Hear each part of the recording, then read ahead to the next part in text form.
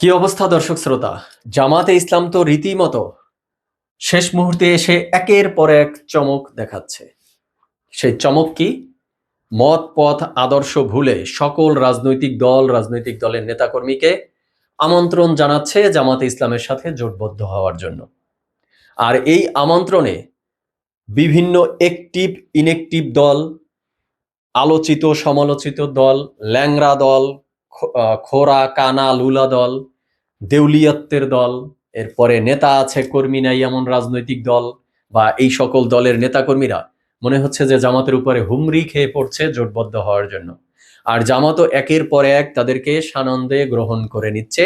নীতি নৈতিকতা মত পথ আদর্শের কোনো বালাই নেই, যে আসছে তাকেই বরণ করে নিচ্ছে এবং সবাইকেই আসন দেয়ার প্রতিশ্রুতিও দিচ্ছে। চলুন একটু তথ্যের মাধ্যমে দেখি যে গতকাল যখন এনসিপির সাথে জোটবদ্ধ হলো তখন পর্যন্ত আমরা দেখেছিলাম এখানে তাদের মোটামুটি 10টা দলের একটা অ্যালায়েন্স হয়েছে। এরপরে আজকে এইমাত্র দেখলাম এনসিপি জামাত জোটে যুক্ত হচ্ছে আরো নতুন একটি দল। তার মানে এখন পর্যন্ত তথ্য যা পাওয়া যাচ্ছে তাদের অ্যালায়েন্সে 11টা দল হচ্ছে। আর এরই মাঝে চরম দুঃখ এবং হতাশার একটা সংবাদ হলো যে তাদের এই যে উদাত্ত আহ্বান, দলমত পথ ভুলে সবাইকে তারা আমন্ত্রণ জানাচ্ছে, আর সেই আমন্ত্রণে দেখলাম সাড়া দিয়েছে মুক্তিযোদ্ধারাও। এটা চরম হতাশার এবং চরম ব্যথিত হওয়ার একটা সংবাদ। আমরা দেখলাম এলডিপির কর্নেল অলি সাহেব, ইনি শুধু একজন মুক্তিযোদ্ধাই নয়, বরং তিনি কিন্তু মহান মুক্তিযুদ্ধের বীর বিক্রম খেতাব প্রাপ্ত। অথচ তার দল এলডিপি নিয়ে তিনি জামাতের সাথে জোটবদ্ধ হয়েছেন। যেই ব্যক্তি এতদিন জামাতকে স্বাধীনতা বিরোধী বলে আসছে, তিনি এখন গিয়ে জামাতের কাঁধে ভর করেছে। কল্পনা করা যায়? এছাড়া দেখেছি এর কিছুদিন পূর্বে আরেকজন মুক্তিযোদ্ধা আক্তারুজ্জামান, তিনিও গিয়ে জামাতের দলে যোগ দিয়ে ফেলেছে। এগুলো কিসের লক্ষণ দর্শক শ্রোতা? এরা কি এমনিতেই জামাতের কাছে চলে এসেছে, বা এমপি হওয়ার লোভে ক্ষমতা পেতে হবে, এটাই কি আসলে মুখ্য উদ্দেশ্য? কারণ এই ব্যক্তিরা তো এর আগে একাধিকবার এমপি মন্ত্রী প্রতিমন্ত্রী পদে ছিল। এদেরকে নতুন করে ক্ষমতার লোভ এতটা পেয়ে বসেছে কেন?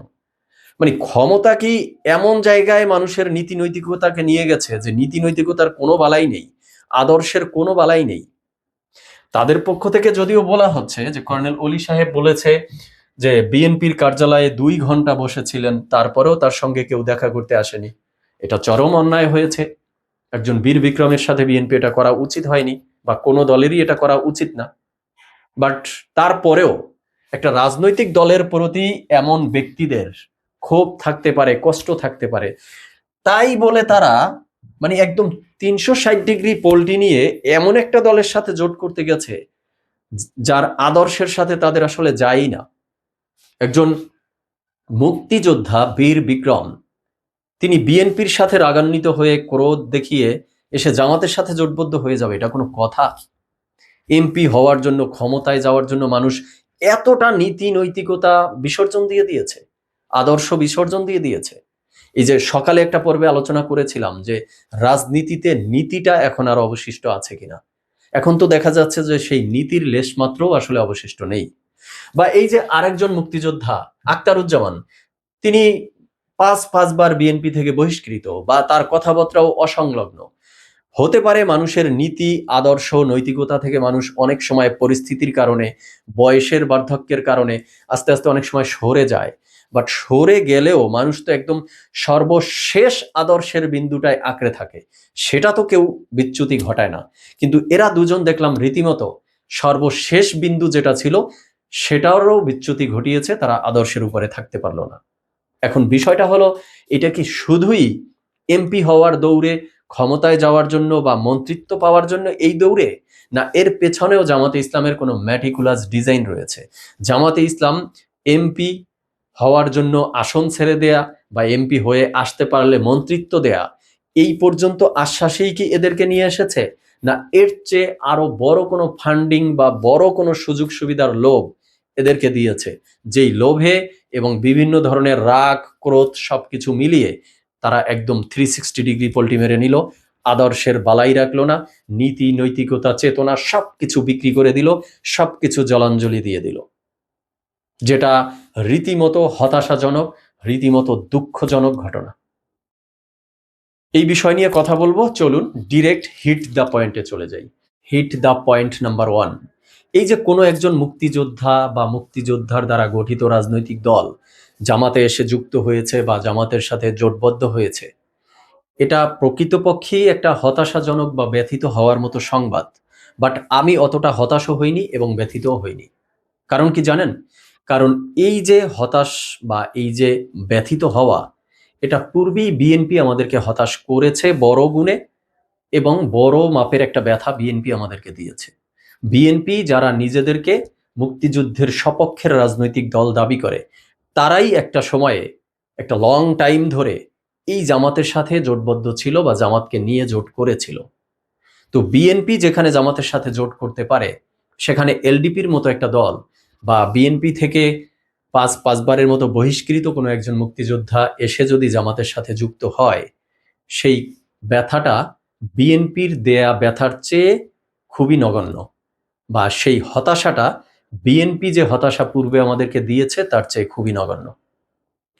এবার আসি হিট দ্য পয়েন্ট নাম্বার 2।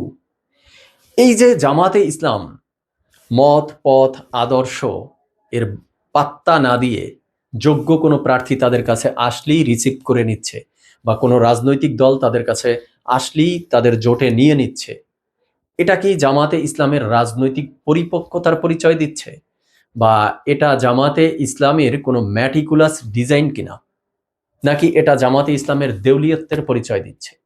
বিষয়টা এমন করে ভাবার কোনো সুযোগ আছে কিনা যে জামাতে ইসলামের হাতে কি তাহলে এখনো অনেক খালি আসন রয়েছে যেখানে তাদের যোগ্য প্রার্থী নেই, তাই কোনো যোগ্য প্রার্থী তাদের কাছে আসলে বা কোনো দল আসলে তাদেরকে সানন্দে রিসিভ করে নিচ্ছে এবং ওই দলকে 2-4টা করে আসন দিয়ে দিচ্ছে?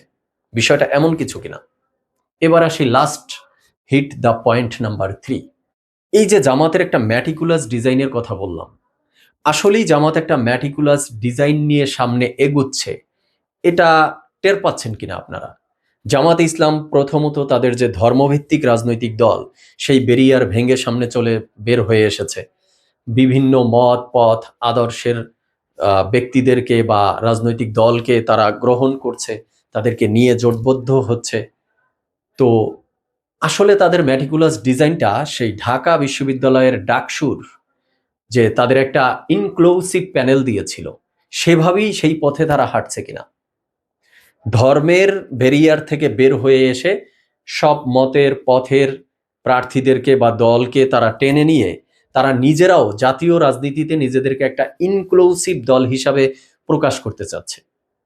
যেহেতু তারা ইনক্লুসিভ প্যানেল দিয়ে ঢাকা বিশ্ববিদ্যালয়ের ডাকসুয়ে ভূমিধস বিজয় পেয়েছিল, তো এখন তারা জাতীয় নির্বাচনে যদি এই ধরনের ম্যাটিকুলাস ডিজাইন করে নিজেদেরকে ধর্মের ব্যারিয়ার থেকে বের করে একটা ইনক্লুসিভ দল হিসাবে প্রকাশ করে সকল দল মত পথের সবাইকে নিয়ে, সেটা ডাকসুতে তাদের যেমন ভূমিধস বিজয় হয়েছিল, তেমন ভূমিধস বিজয় তারা জাতীয় নির্বাচনে অর্জন করতে পারবে কিনা, এই ক্ষেত্রে তাদের ম্যাটিকুলাস ডিজাইন সফল হবে কিনা, দর্শক শ্রোতা আপনাদের কি মনে হয়?